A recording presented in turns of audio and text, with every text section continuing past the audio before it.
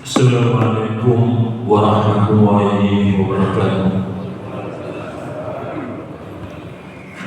Alhamdulillah wa syukrulillah wassalatu wassalamu ala rasulillah. Alhamdulillah, kita bersyukur kepada Allah dan senantiasa bersalawat kepada Rasulullah SAW. Allahumma sholli ala Muhammad wa ala ali Muhammad. Bapak dan Ibu, pagi hari ini kami akan menyampaikan satu ayat, yaitu surat Al-Isra ayat 15. Mudah-mudahan bisa menjadi peringatan bagi saya dan juga Bapak dan Ibu sekalian. A'udzu billahi minasyaitonir rajim. Bismillahirrahmanirrahim. Man ihtada fa inna ma yahtadi li nafsi wa man dhalla fa inna ma yadillu 'alaiha wa la taziru waziratun wizra ukhra wa ma kunna mu'adzibina hatta nab'atsa rasula. Barang siapa berbuat sesuai dengan petunjuk Allah, maka sesungguhnya itu untuk keselamatan dirinya sendiri. Dan barang siapa yang tersesat, maka sesungguhnya kerugian itu bagi dirinya sendiri. Dan seorang yang berdosa tidak dapat memikul dosa orang lain, tetapi kami tidak akan menyiksa sebelum kami mengutus seorang Rasul. Ada 3 penggalan di dalam ayat ini. Penggalan yang pertama adalah man ihtada fa inna ma yahtadi li nafsi wa man dhalla fa inna ma yadillu 'alaiha. Barang siapa yang berbuat sesuatu dengan petunjuk Allah, maka sesungguhnya itu untuk keselamatan dirinya sendiri. Dan barang siapa yang tersesat, maka sesungguhnya kerugian itu bagi dirinya sendiri. Bapak dan Ibu, manusia ini adalah makhluk yang paling baik yang diciptakan oleh Allah. Laqad khalaqnal insana fi ahsani taqwim. Sungguh telah kami ciptakan manusia dengan sebaik-baiknya. Karena itu tidak hanya dilengkapi panca indera, tetapi juga dilengkapi dengan akal. Tidak hanya dilengkapi dengan akal, tetapi bahkan dilengkapi dengan petunjuk agama. Kita diberikan sarana yang terbaik oleh Allah untuk menjadi makhluk yang terbaik. Di samping diberikan akal, maka masih diberikan petunjuk agama, agar supaya kita mendapatkan kebahagiaan hidup di dunia dan juga di akhirat. Maka petunjuk agama ini telah disampaikan oleh Rasulullah SAW sebagai Rasul, Nabi dan Rasul yang terakhir, dengan membawa kabar gembira dan yang menakutkan. Gembira bagi yang mau melaksanakan ajaran risalah yang dibawa oleh Rasulullah, dan menakutkan bagi yang ingkar terhadap ajaran agama yang dibawa oleh Rasulullah SAW. Karena itu ketika Allah sudah memberikan petunjuk agama, mengutus seorang Rasul, memberikan petunjuk Al-Quran, kemudian juga Sunnah, maka terserah bagi yang bersangkutan. Barang siapa yang berbuat sesuai dengan petunjuk Allah, hidupnya menyelaraskan diri dengan petunjuk yang diberikan oleh Allah yang ada di dalam Al-Quran maupun As-Sunnah, maka itu ditekankan oleh Allah, sesungguhnya itu untuk dirinya sendiri. Jadi kalau kita melaksanakan sholat bukan untuk kepentingan Allah, tetapi untuk kepentingan diri kita sendiri. Kita diperintahkan untuk puasa, maka puasa itu sebetulnya betul perintah Allah, tetapi adalah untuk kepentingan diri kita sendiri. Kalau kita melaksanakan petunjuk-petunjuk agama, kita akan merasakan manfaatnya itu sendiri dalam hidup dan kehidupan kita. Kehidupan kita tenang, anak-anak menjadi anak yang soleh, yang solihah, rumah tangganya juga damai, maka untuk dirinya sendiri dan juga kemudian nanti Allah akan memberikan balasan yang terbaik dalam kehidupan akhirat kita, diberikan tempat kembali yang sepindah-pindahnya, dan itu adalah janji Allah dan Allah tidak akan mengingkari janjinya. Tetapi sebaliknya, wa man dhalla fa innama yabilu alaihi, barang siapa yang tersesat, menyesatkan diri, mengabaikan petunjuk hidayah agama, maka kerugian itu sebetulnya kerugiannya sendiri. Ketika dikaitkan dengan ayat-ayat yang lain, maka Allah akan memberikan tempat yang sejelek-jeleknya bagi orang-orang yang ingkar terhadap petunjuk agama yang telah diberikan oleh Allah.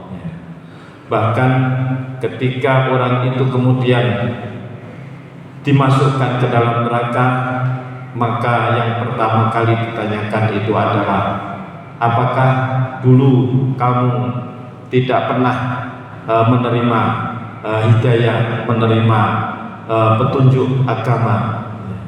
Maka jawabnya adalah ya, tetapi kami mendustakan. Kemudian yang kedua adalah, dan seorang yang berdosa tidak dapat memikul dosa orang lain. Wala taziru waziratun wizra ukhra, seorang yang berdosa tidak dapat memikul dosa orang lain. Ini kalau kita pahami, mungkin apa maksudnya ayat ini. Orang yang berdosa tidak dapat memikul dosa orang lain. Ketika kita melihat sejarah asbabun nuzul dari ayat ini, maka kita kembali di zaman Rasulullah SAW. Ada seorang konglomerat yang sangat berpengaruh yang namanya Walid bin Mughirah. Walid bin Mughirah ini adalah tokoh sejajar dengan tokoh-tokoh Quraisy. Ada Walid bin Mughirah, ada Abu Jahal, ada Abu Lahab, ada Abu Sufyan, Abu-Abu, selain Abu Bakar. 4 sekawan inilah yang sangat-sangat keras di dalam menentang perjuangan Rasulullah SAW. Abu Lahab, Abu Jahal, Walid bin Mughirah, dan Abu Sufyan. Kemudian Abu Lahab ini masih orang yang terdekat dengan Rasulullah, pamannya Rasulullah, saudaranya, ayahnya Abdullah, adiknya Abdullah. Tetapi karena sangat menentang kepada dakwah Rasulullah sehingga sudah dinas masuk neraka.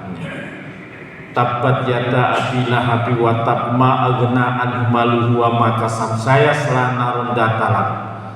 Abu Bakar, Abu Lahab akan dimasukkan ke dalam neraka, demikian juga istrinya yang menentang dakwah Rasulullah, jadi sudah dinas masuk neraka. Kemudian Abu Jahal itu juga berakhir dengan su'ul khotimah ketika membawa pasukan untuk menghancurkan Rasulullah dan para sahabat di dalam perang Badar, maka kemudian terbunuh dalam keadaan kafir. Nah, kemudian yang ketiga adalah Walid bin Mughirah. Walid ini juga dinas masuk neraka. Walid dinas masuk neraka. Di dalam ayat yang lain disebutkan tentang Walid ini, yaitu di dalam surat Al-Muddatsir. Karena itulah memang Al-Quran ini bersambung, satu cerita bersambung dengan cerita yang lain. Di dalam surat Al-Muddatsir ayat 24, 25, 26 disebutkan, faqala inna hada illa sikrun mubin, inna sikru yuksar, in hada illa qaulul basar, sa'uslihi sakor. Walid bin Mughirah berkata, Al-Quran ini hanyalah sihir yang diperingatkan, yang dipelajari dari orang-orang yang dahulu. Ini hanyalah perkataan manusia. Jadi Walid bin Mughirah ini menentang keberadaan Al-Quran sebagai firman Allah. Ia sangat keras di dalam menentang bahwa Al-Quran itu adalah sihir yang dipelajari Rasulullah dari orang-orang yang terdahulu. Karena itu maka itu disebutkan perkataan manusia, bukan firman Allah. Maka akibatnya Allah kemudian memutuskan Walid bin Mughirah ini masuk ke dalam neraka. Sa'uslihi sakor, kelak aku akan memasukkan Walid bin Mughirah ke dalam neraka sakor. Jadi ini sama dengan Abu Lahab, sudah dinas masuk neraka Walid bin Mughirah. Nah, Walid ini mempunyai anak namanya Khalid bin Walid. Khalid pertama juga sangat menentang dakwah Rasulullah, bahkan di dalam perang Uhud atas strategi Khalid bin Walid maka Rasulullah mengalami dan para sahabat mengalami kekalahan. Tetapi kemudian Allah berkehendak lain. Allah memberikan petunjuk kepada Khalid bin Walid dan kemudian masuk Islam dan bahkan sangat gigih di dalam perjuangan menegakkan kalimat Allah, sehingga dijuluki oleh Rasulullah Saifullah, pedangnya Allah, karena kelihayannya di dalam berperang semua peperangan-peperangan diikuti dan selalu mendapatkan kemenangan. Ini Khalid, meskipun ayahnya dinas masuk neraka, tapi anaknya kemudian mendapatkan hidayah dari Allah. Itulah dahsyatnya hidayah ya. Jadi meskipun ayahnya Walid bin Mughirah ini dinas masuk neraka, tapi justru anaknya diberi laqab julukan oleh Rasulullah Saifullah, pedangnya Allah, karena kegigihannya di dalam membela dakwah Rasulullah SAW. Maka Walid ini sangat menentang, dan dengan kekayaannya dia mempengaruhi orang-orang ya, karena sebagai konglomerat ya. Maka dia dengan kekayaannya menghalangi dakwah Rasulullah SAW. Dan tidak itu saja, Walid bin Mughirah ini mempengaruhi orang-orang untuk menentang Rasulullah SAW. Tidak usah pedulikan Muhammad, nanti saya yang tanggung dosanya. Jadi begitu, selalu tidak hanya dengan hartanya dia menghalangi dakwah Rasulullah, menganggap bahwa firman Allah Al-Quran itu adalah buatan tangan, buatan Rasulullah SAW sendiri ya. Dan bahkan itu Rasulullah dianggap sebagai ahli sihir. Maka tidak itu saja, tetapi mempengaruhi orang-orang dipengaruhi supaya membuli Rasulullah, supaya menyakiti Rasulullah, supaya menentang dakwah Rasulullah SAW. Bahkan kemudian dia mengabaikan, kamu lawan Muhammad, nanti dosanya saya yang tanggung. Kalau apa-apa saya yang tanggung. Nah inilah sehingga turunnya ayat ini, wala taziru waziratun wizra ukhra. Orang yang berdosa yaitu Walid, yang dimaksud dengan orang yang berdosa itu Walid itu dalam kasus itu tidak bisa menanggung dosanya orang lain.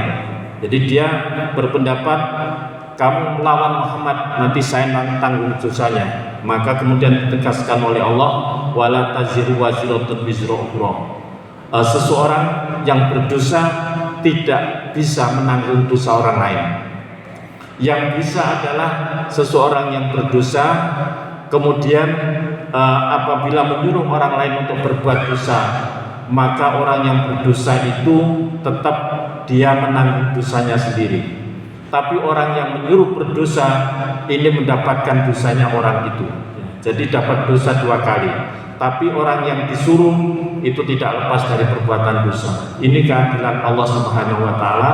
Sama juga kalau seseorang menyuruh kepada kebaikan, ya, amal ma'ruf, yang menyuruh seseorang untuk berbuat kebaikan, maka ketika orang yang disuruh itu melakukan perbuatan, maka orang yang menyuruh itu mendapatkan pahala sebanyak pahala yang diterima oleh orang yang melaksanakan kebaikan itu, tanpa mengurangi pahala kebaikan yang dilakukan oleh orang yang melaksanakan itu.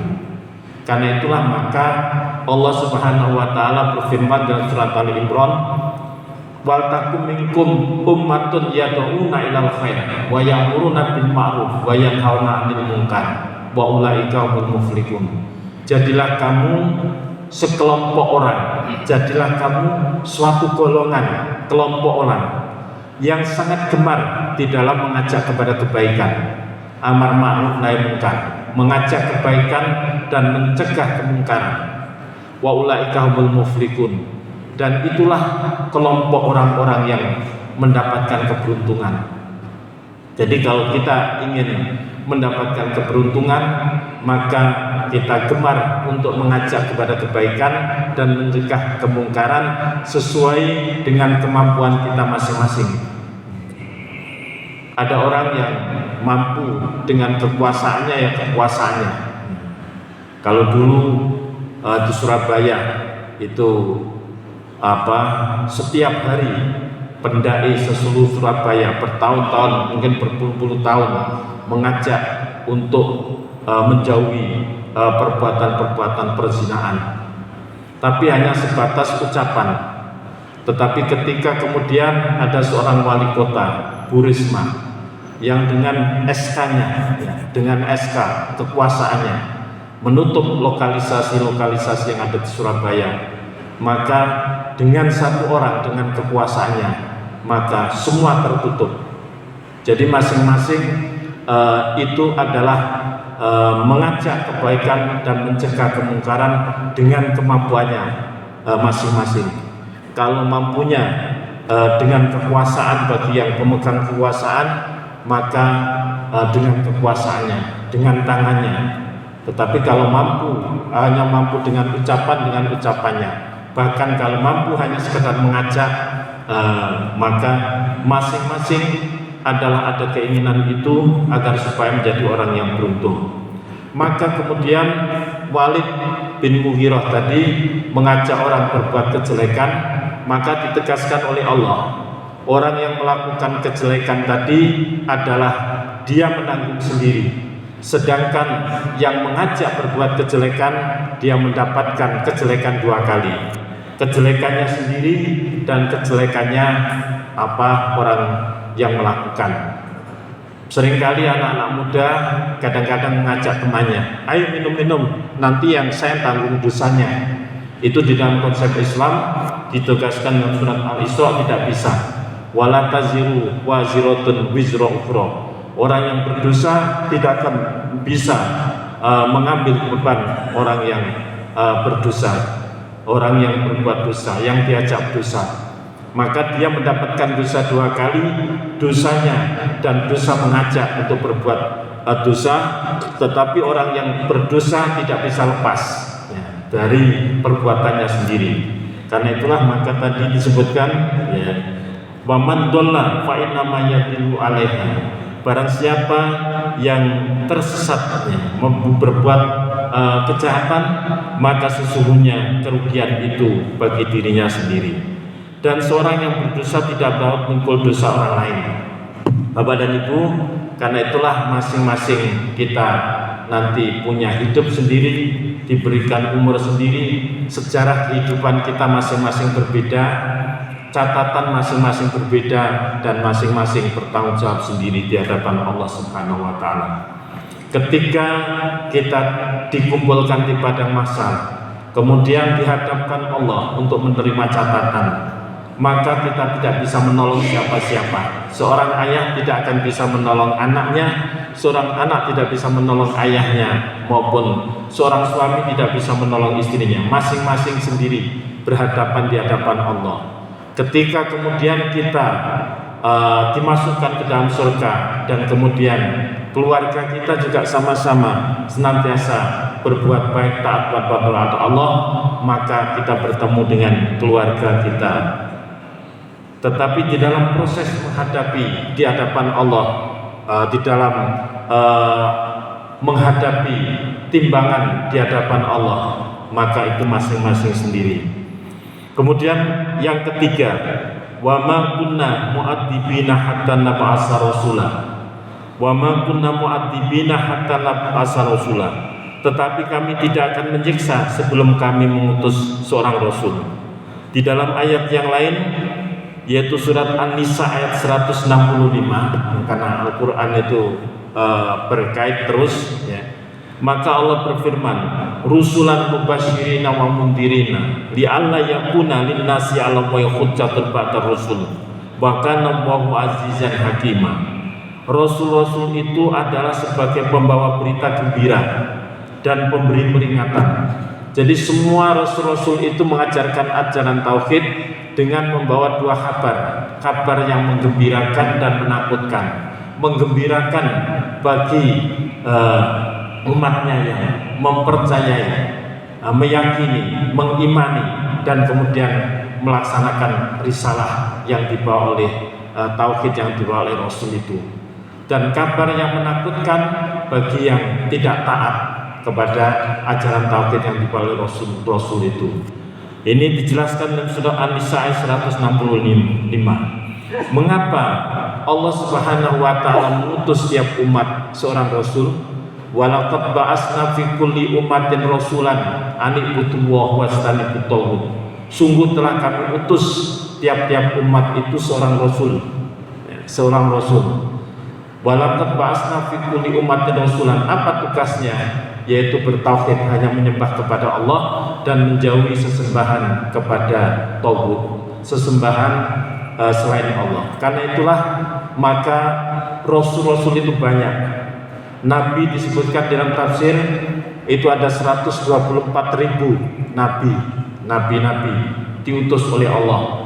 Kemudian rasul-rasul ada 313 rasul yang kemudian disebutkan kisahnya di dalam Al-Quran, yaitu 25 nabi dan rasul yang wajib bagian dari rukun iman, wajib kita percayai. Di antara 25 nabi dan rasul ada 5 nabi yang rasul yang istimewa yang disebut dengan ulul azmi, yang mempunyai kedudukan yang tinggi, yaitu Nabi Nuh, Nabi Musa, Nabi Ibrahim, Nabi Isa, dan baginda Rasulullah SAW. Bahkan beberapa waktu yang lalu ada seorang penulis, bukan orang Muslim, bukan orang Islam, membuat buku 100 tokoh yang paling berpengaruh di dalam sejarah kehidupan manusia. Maka menempatkan baginda Rasulullah SAW yang pertama dari 100 tokoh ya, yang paling berpengaruh di muka bumi dalam sejarah kehidupan manusia. Dan itu adalah baginda Rasulullah SAW sebagai contoh suri teladan bagi hidup dan kehidupan kita. Maka mengapa Allah mengutus tiap-tiap umat itu seorang rasul? Disebutkan li'alla yakuna linnasi 'ala Allahi hujjah ba'da rasulnya, supaya tidak ada alasan bagi manusia untuk membantah Allah setelah rasul-rasul itu diutus. Jadi kalau kemudian orang itu berbuat ingkar kepada Allah, kemudian dimasukkan ke dalam neraka, sebelum masuk ke dalam neraka itu sudah ditanyai oleh malaikat penjaga neraka. Wasiqal ladina kafaru ila jahannam zumara hatta idza ja'uha futihat abwabuha wa qala lahum khazanatuha alam ya'tikum rusulun minkum yaquluna 'alaikum ayati rabbikum wa yundirunakum liqa'a yaumikum hadza qalu bala. Kamu masuk ke sini. Kenapa kamu masuk sini? Apakah waktu di dunia dulu tidak ada para rasul yang memberikan kabar kepadamu bahwa nanti orang yang ingkar itu akan dimasukkan dalam neraka, sedangkan orang yang berbuat baik akan dimasukkan ke dalam surga? Maka apa jawabnya? Qalu bala, betul, walakin haqqat kalimatul adabi alal kafirin. Ya, tetapi ya sudah terlanjur ya. Maka bahkan kemudian mereka mengaku di dalam surat Al-Mulk ayat 9, takatu tamat ayat 8, takatu tamayyazu minal ghad kullama ulqiya fiha fawjun sa'alam khazanatuha alam ya'tikum nadhir. Surat Mulk ayat 8, kamu kok masuk sini? apakah dulu tidak ada orang yang memberikan peringatan kepada kamu? Maka kemudian jawabnya apa? Jawaban penyesalan, penyesalan yang sudah tidak berguna lagi. Qalu bala qad ja'ana nadirun fakadzabna wa kunna ma nazzala min syai'in antum illa fi dhalalim mukabir. Ya, pernah datang, pernah ada orang yang memberikan ceramah untuk taat dan patuh kepada Allah. Saya sudah dengar, fakadzabna, kemudian saya dustakan. Maka kemudian apa bentuk penyesalannya? Sekiranya dulu kami mendengarkan dan memikirkan peringatan itu, tentunya kami tidak termasuk penghuni neraka yang menyala-nyala. Jadi surat Al-Mulk ayat 10 ini adalah ucapan penyesalan orang-orang kafir yang nanti pada waktu hari kebangkitan karena tidak mengikuti peringatan yang diberikan oleh para nabi dan rasul. Jadi Allah mengutus para nabi dan rasul itu adalah supaya tidak ada alasan. Wah, ya Allah, saya kok jenengan siksa. Saya tidak tahu kalau harus menyembah panjenengan. Saya tidak tahu ya, kalau harus menyembah kepada panjenengan. Ini adalah alasan. Maka tidak ada alasan, sudah saya datangkan Rasul, sudah saya berikan petunjuk, jadi tidak ada alasan lagi. Makanya di dalam surat Al-Isra ini, wa ma kunna mu'adzibina hatta nab'atsa rasula, kami tidak akan menyiksa orang itu ya sampai kami mengutus seorang Rasul. Ya, begitu diutus seorang Rasul, maka kemudian mengutus Allah Subhanahu wa taala sudah mengutus seorang rasul, sudah memberikan petunjuk hidayah agama, maka tidak ada alasan lagi bagi orang yang ingkar ketika akan disiksa oleh Allah, maka tidak ada alasan lagi. Bapak dan Ibu, alhamdulillah sampai detik ini kita masih mendapatkan hidayah itu, mengakui, mengimani risalah tauhid yang diberikan oleh Rasulullah dan melaksanakan ajarannya. Tetapi Allah mewanti-wanti kepada kita orang-orang yang mukmin, ya ayyuhalladzina amanu taqullaha haqqa tuqatih wa la tamutunna illa wa antum muslimun.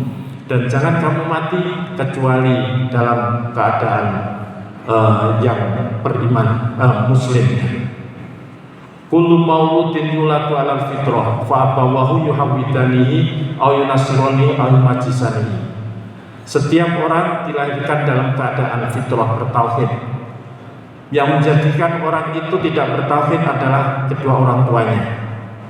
Ada contoh yang saat ini sedang viral, yaitu ada seorang bayi yang dari Pakistan ya, tentunya orang tuanya adalah muslim. Lalu kemudian begitu lahir bayi ini dibuang kemudian ada orang pekerja yang bekerja di Pakistan melaksanakan proyek, ya, ikut proyek, itu adalah orang Cina. Ya. Kemudian setelah menemukan bayi, kebetulan tidak punya anak, diambil anak, kemudian diadopsi secara resmi. Ya, setelah proyek selesai dibawa ke Cina, dibesarkan di Cina. Tapi wajahnya putri adalah seorang Pakistan, ya, wajah Pakistan, yang orang tuanya adalah Muslim. Anak ini kemudian fasih sekali berbahasa Cina, bahkan bahasa pedesaan, bahasa halus sangat itu. Akhirnya kemudian dia aktif di dalam medsos ya, karena aneh ada orang wajah Pakistan kok kemudian sangat fasih dalam bahasa Cina. Maka kemudian viral sampai menjadi terkenal, namanya Van Bui ya. Ini sehingga akhirnya menikah dengan orang Cina dan agamanya yang mengikuti agama orang tuanya, angkatnya. Jadi itu adalah karena berada di lingkungan Muslim, meskipun orang tuanya asalnya adalah Muslim, tetapi karena dia dididik di bawah lingkungan Ghairul muslim, ya selain orang Islam, maka agamanya ya sudah mendarah daging adalah agama. Itulah kebenaran sabda Rasulullah, kullu mauludin yuladu alal fitrah. Semua manusia itu pada dasarnya adalah bertauhid. Hanya orang tuanya yang akan menjadikan anak itu tidak bertauhid. Maka kita beruntung, alhamdulillah, sampai saat ini kita mempercayai dan meyakini, mengimani risalah tauhid yang dibawa oleh Rasulullah SAW, melaksanakan ajaran agamanya. Maka wa ma kunna mu'adzibina hatta nab'atsa rasula. Jadi kami tidak akan menyiksa sebelum kami mengutus seorang rasul. Hatta nab'atsa rasula. Bapak dan Ibu sekalian, yang harus kita pertahankan terus dengan upaya dan doa itu adalah Allahumma inni as'aluka bi husnil khatimah. Mudah-mudahan ya Allah sampai akhir kehidupan kita dengan husnul khatimah.